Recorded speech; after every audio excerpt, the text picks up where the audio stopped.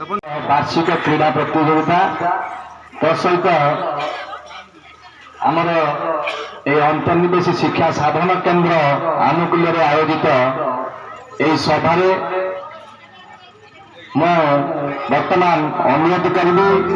तपन बाबू को सीआरसीसी को सी अतिथि मान परिचय प्रदान करेंगे तत्पर आम कार्यक्रम को आगक नवा तपन आज अंतर्निवेशी शिक्षा साधन केन्द्र चंदबाली ब्लॉक यह अवसर में उपस्थित समस्त जनसाधारण छात्र छात्री समस्त को आउ थे शुभेच्छा जनाऊँगी।